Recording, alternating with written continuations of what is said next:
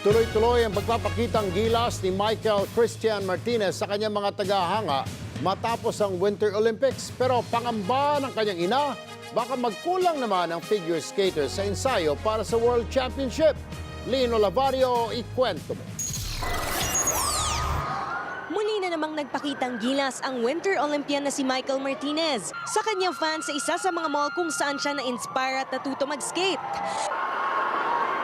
Higit 2 minutong nag-exhibition ng figure skater sa tugtog na Bohemian Rhapsody.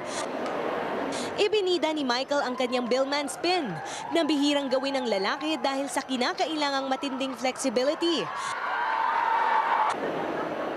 At ang paborito niyang cantilever spread. Solve na solve ang mga tagahanga ni Michael na alas 8 pa pumila sa mall. Makita lang ng personal ang figure skater.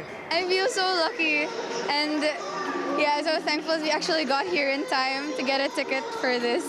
Surreal, I guess, because we see him on TV. Like we were watching the Sochi Olympics, and then now he's right here, and he's a big inspiration to a lot of people. So. Maging ang mga lola, lumapit kay Michael para magpa-picture at makakuha ng autograph. 1 oras lang nakapag-ensayo ang Olympian ngayong araw bilang paghahanda sa pagsabak sa Junior World Championship sa Bulgaria sa March 13. The spin has to be fast in different body positions.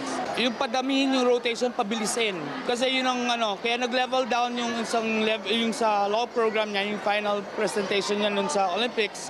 Kasi bumagal. Dahil 1 linggo lang ang panahon ni Michael para mag-ensayo, di maiwasan ni Mommy Tess na mag-alala. He has to go. World Championship yun, mahirap yun. Hindi naman lahat nakakapunta ron eh. Kasi you have to earn points to be able to qualify. Yeah. Bukas ng umaga magpapatuloy sa pag-iensayo si Michael Martinez sa SM Mall of Asia Arena. Ito na ang huli niyang pagkakataon para makapag-ensayo kasama ng kanyang mga local coach dahil sa Webes, aalis na siya papuntang US para sa intensive training para sa Junior World Championship sa Bulgaria sa Marso. Lynn Olavario, News 5.